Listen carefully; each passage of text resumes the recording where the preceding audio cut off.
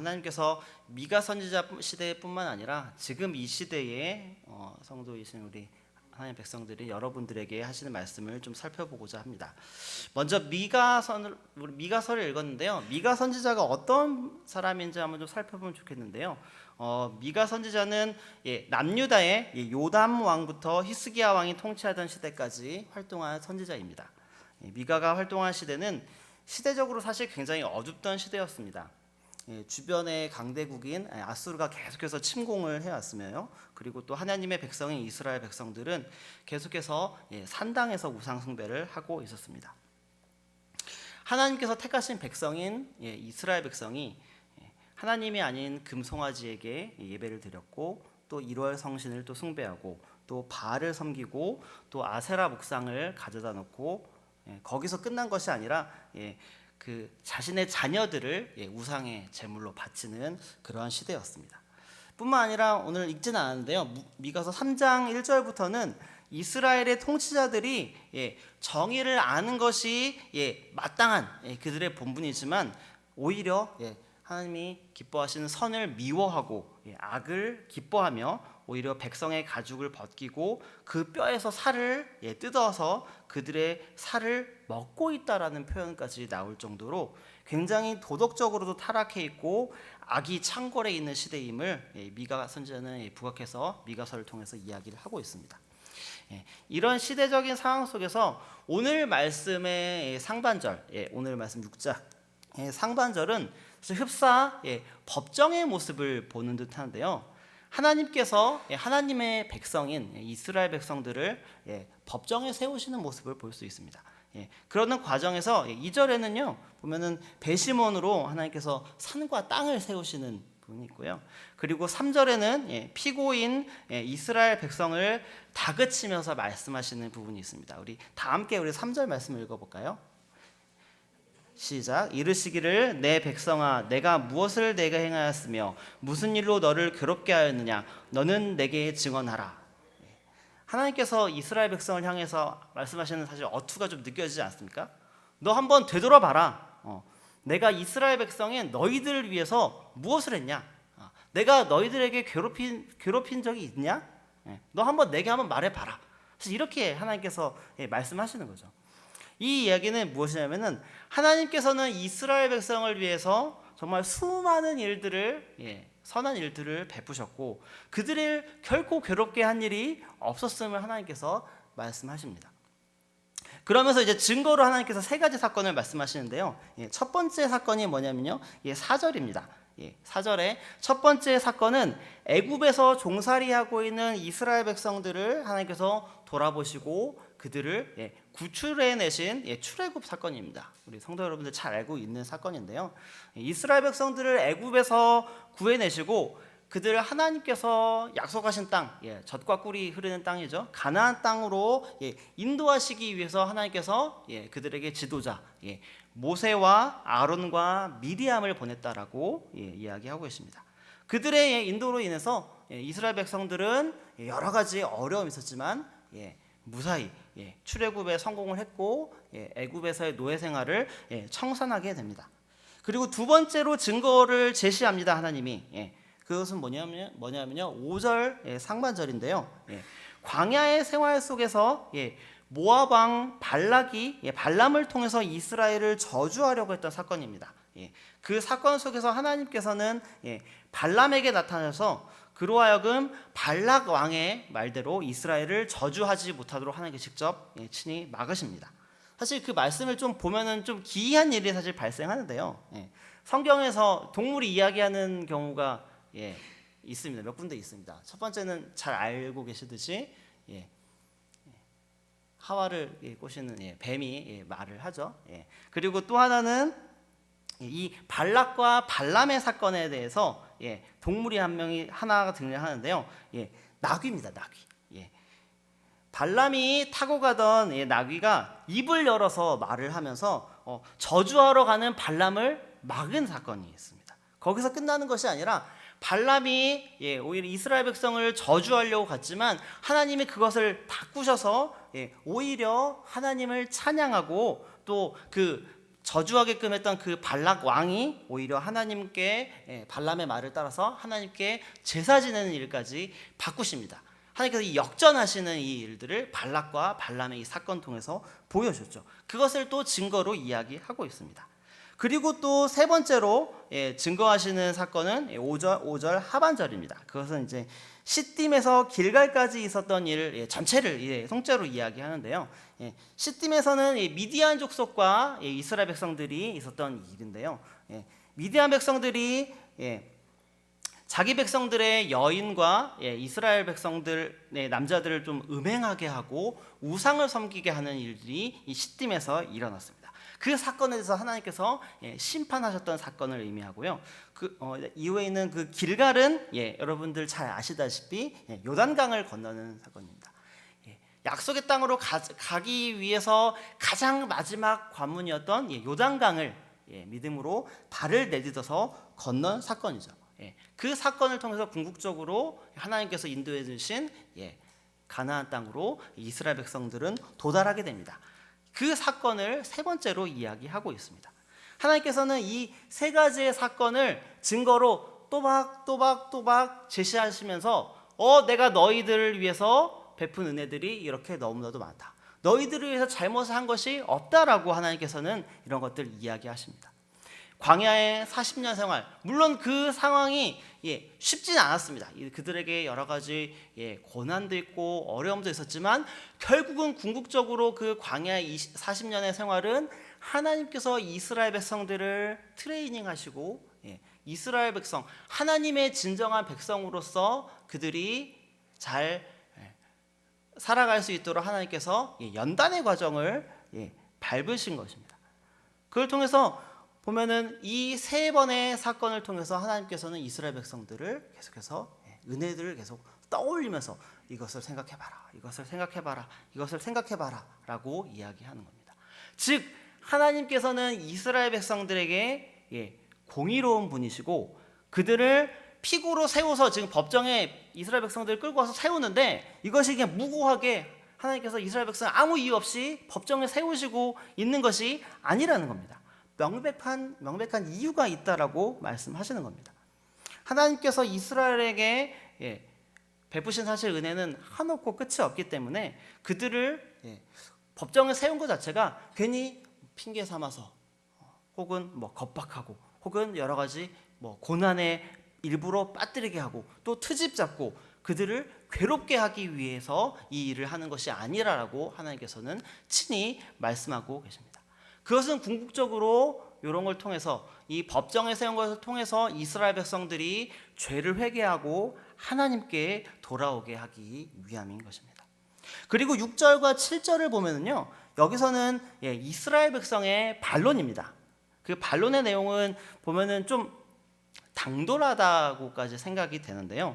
6절 말씀은 아주 그럴듯하게 보이지만 잘 살펴보면 이런 내용입니다. 제가 주님 앞에 나아갈 때에 높으신 하나님께 예배를 드린다면 도대체 무엇을 가져가야 한단 말입니까? 번제물로 바칠 1년 된 송아지 한 마리를 송아지를 가지고 가면 되겠습니까? 라고 이야기합니다. 사실 7절 말씀을 보면 사실 더 한술 더 뜨는 걸 볼 수 있는데요. 그렇다면 내가 수천 마리의 양이나 수만의 기름을 드려야 됩니까? 어마어마한 재물을 내가 드려야 됩니까? 아니면 내가 내 죄를 위해서 내 큰아들이나 내 몸을 직접 바치라는 말입니까? 굉장히 당돌하게 오히려 법정에 세워진 픽으로 세워진 이스라엘 백성들이 당돌하게 하나님께 반응하는 내용입니다. 하나님께서는 아까 말씀드렸듯이 이스라엘 백성을 이 법정에 세우신 이유가 이스라엘 백성을 불쌍히 여기고 그들에게 베푸신 은혜를 돌아보면서 그들이 저지른 잘못을 깨닫게 하기 위함인데 그것을 위해서 하나님께서 법정에 세우셨는데 오늘 미가서에 나오는 이 이스라엘 백성들의 모습은 오히려 하나님께 당돌하게 내가 어떻게 됩니까? 내가 어떻게 됩니까? 정말 내가 말도 안 되는 재물을 바쳐야 됩니까? 그게 하나님께서 바라시는 겁니까? 라고 이야기를 하고 있는 겁니다. 사실은 이 모든 것들 일련의 과정, 하나님께서 법정에 이스라엘 백성을 세우는 것에 대한 하나님의 목적을 분명하게 인식하고 있지 않은 상황이라고 볼 수 있습니다. 그리고 나오는 8절이 오늘 말씀의 주제 말씀입니다. 우리 다 같이 한번 8절을 읽어볼까요? 시작. 사람아, 주께서 선한 것이 무엇임을 내게 보이셨나니 여호와께서 내게 구하시는 것은 오직 정의를 행하며 인자를 사랑하며 겸손하게 내 하나님과 함께 행하는 것 아니냐. 8절 말씀은 하나님께서 이스라엘 백성을 법정에 세우셔서 하나님의 은혜를 다시 한번 상기시켰지만 오히려 따지는 이스라엘 백성들을 향해서 미가 선지자를 통해서 말씀을 선포하며 내리는 결론입니다. 그 결론은 무엇입니까? 이겁니다. 이스라엘의 타락 속에서도 하나님께서는 이미 선한 것, 수많은 은혜들을 베풀어 주셨는데 그 은혜에 합당한 삶은 하나님에 대한 사랑이나 순종의 모습이 없는 그 형식적인 예물이나 이런 것이 아니라 오직 정의를 행하고 인자, 곧 사람입니다. 다른 사람들을 사랑하고 하나님과 함께 행하는 것이라고 선포하고 있는 겁니다. 하나님께서 말씀하시는, 미가 선지자를 통해서 말씀하시는 이 하나님의 정의는 바로 다른 사람을 사랑하고 하나님과 함께하는 것, 즉 하나님을 사랑하고 이웃을 사랑하는 그 이야기입니다. 그것이 바로 하나님의 정의이고, 지금 현재 미가 선지자 시대에 정말 악으로 충만해 있고 하나님을 떠나 있는 이스라엘 백성에게 하나님께서 법정에 세우셔서 그 이야기를 하고 계신 겁니다. 사실 성경에 보면은 수많은 하나님의 정의에 대한 이야기들이 있는데요. 잠언 21장 3절 말씀 한번 우리 다 같이 한번 읽어볼까요? 시작. 공의와 정의를 행하는 것은 제사 드리는 것보다 여호와께서 기쁘게 여기시느니라. 공의와 정의를 행하는 것은 제사 드리는 것보다 여호와께서 기쁘게 여기시느니라. 하나님께서는 제사 드리는 것보다 공의와 정의를 행하시는 것을 기뻐하신다라고 이야기합니다. 사실 이 말씀 하나를 가지고 하나님께서 제사를 드리는 것보다 정의와 공의를 행하는 것, 어떤 것이 더 중요하느냐, 그것을 판단하고 싶지는 않습니다. 분명히 제사 드리는 것도 중요하고 거기에 버금가게 공의와 정의를 행하는 것 중요하다라고 이야기하고 계십니다. 그리고 시편 140편 12절 한번 읽어볼까요?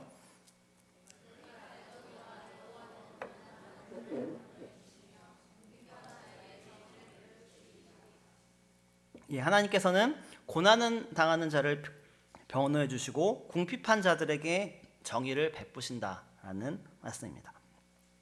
수많은 구약 시대에 이스라엘 백성들이 범죄하고 하나님을 떠나 있고, 그리고 자신들이 정말 자신이 다른 신을 우상으로 숭배하고, 그리고 다른 사람을 해꾸지하고 이런 악한 행위를 행하는 것들 가운데에서 하나님께서 정의를 이렇게 정의하고 계십니다.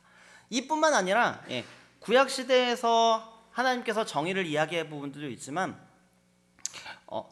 신약에도 사실은 예수님께서 이와 같은 말씀을 많이 하시죠. 누가복음 4장 18절 말씀입니다. 한번 읽어볼까요? 주의 성령이 내게 임하셨으니 이는 가난한 자에게 복음을 전하게 하시고 내게 기름을 부으시고 나를 보내사 포로된 자에게 자유를, 눈먼 자에게 다시 보게 함을 전파하며 눌린 자를 자유롭게 하고 주의 은혜의 해를 전파하게 하려 하심이라 하였더라. 예수님이 하신 일도 사실은 동일합니다. 가난한 자에게 복음을 전하시고 또 기름을 부으시고, 그리고 포로된 자에게 자유를, 눈먼 자에게 다시 보게 하고 눌린 자들을 자유롭게 하는 것, 그것을 통해서 하나님의 때를 선포하는 것, 그것이 바로 하나님이 말씀하시는 정의라고 예수님도 동일하게 이야기하십니다. 지금 시대를 한번 살펴볼까요? 지금 시대에도 정말 하나님의 정의가 지금 실현되고 있다라고 생각합니까? 이 세계에 하나님의 하나님 되심이 선포되고 있다라고 생각합니까? 또한 이 시대에 고난당하고 궁핍한 사람들을 돌아보는 모습이 이 시대에 편만하게 일어나고 있습니까? 비단 이스라엘 백성들이 하나님께 범죄했던 이 미가 시대의 모습과 사실 지금 시대의 모습은 다를 바가 없습니다. 한번 세계를 한번 살펴봅시다. 굉장히 혼란스럽습니다.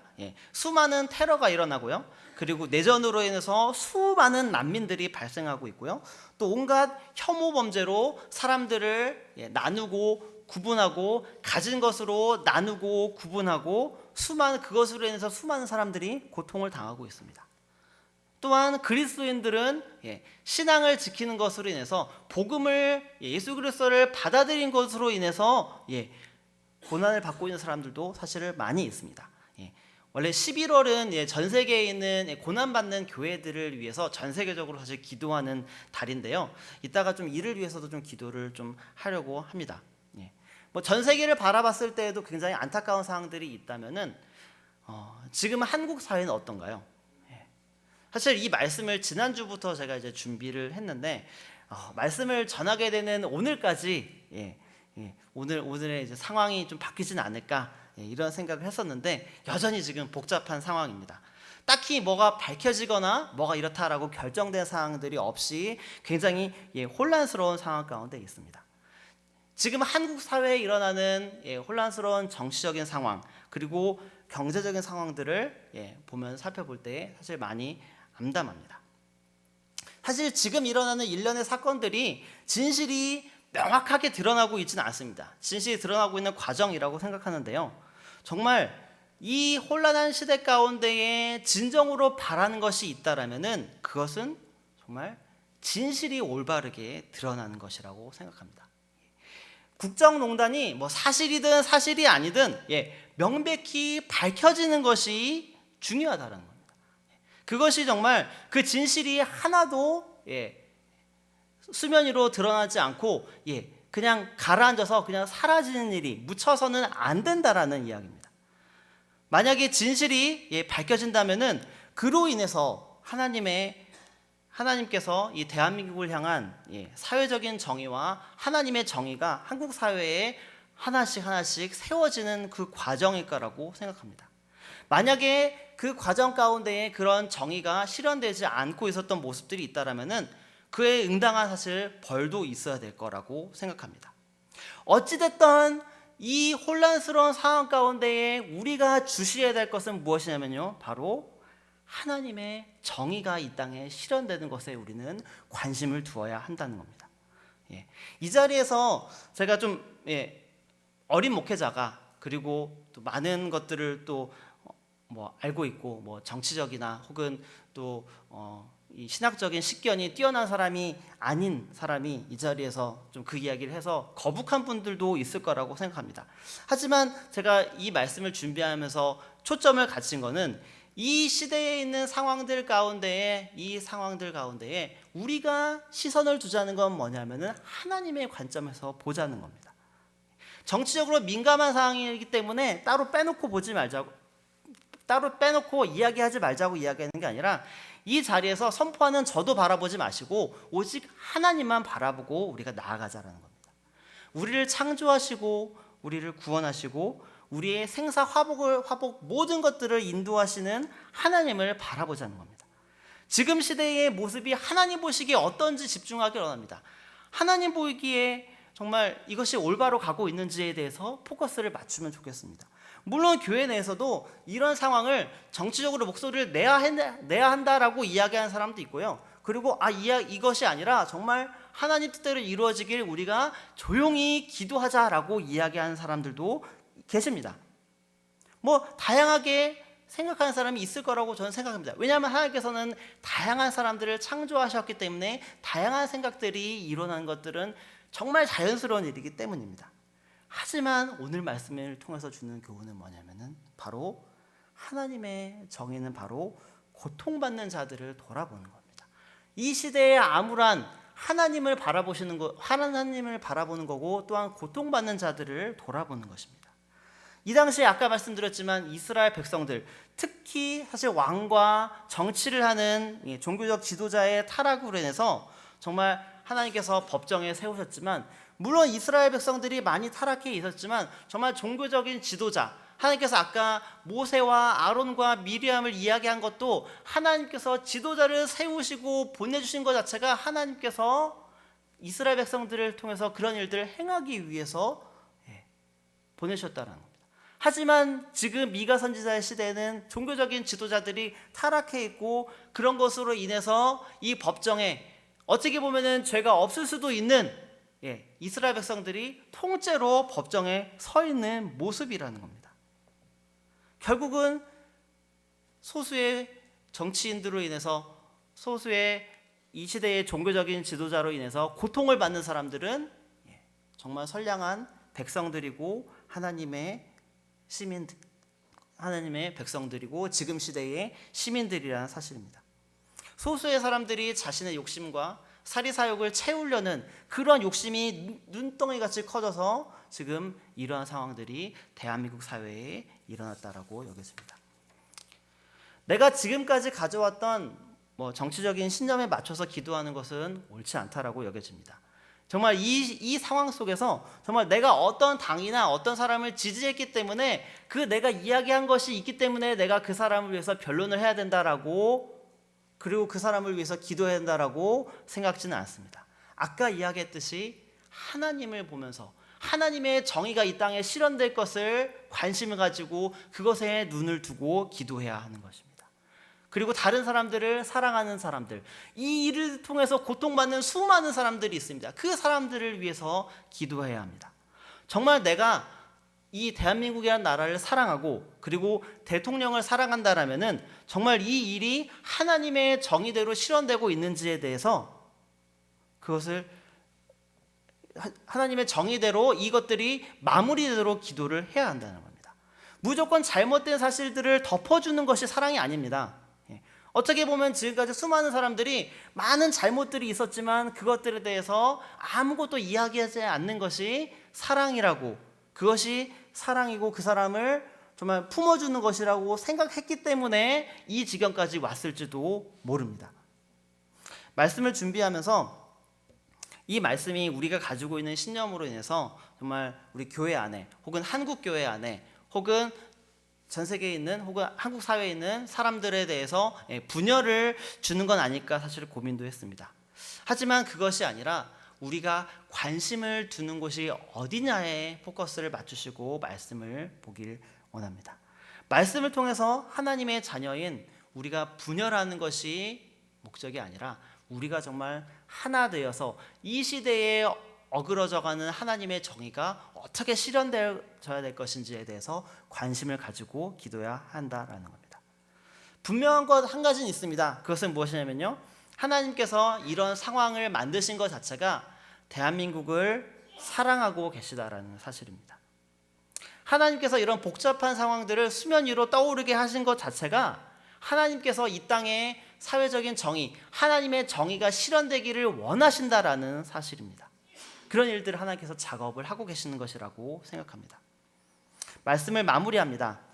하나님께서 이스라엘 백성들을 택하신 것은 그들이 하나님을 특별히 잘 예배했기 때문이 아닙니다.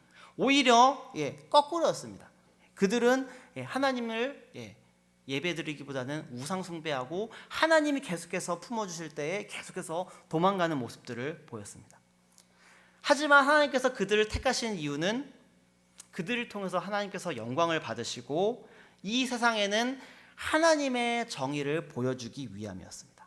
때로는 그들이 잘못 저질렀을 때 벌을 가하면서도 벌을 통해서 그들이 어려움 가운데에 빠지다 하더라도 하나님께서 궁극적으로 그들을 다시 불러 모아주시고 다시 하나님께서 살려주시고 구원해 주시는 그 하나님의 정의가 실현되기 위해서, 그것들을 보여주기 위해서, 세상에 보여주기 위해서 택하셨다라는 사실입니다.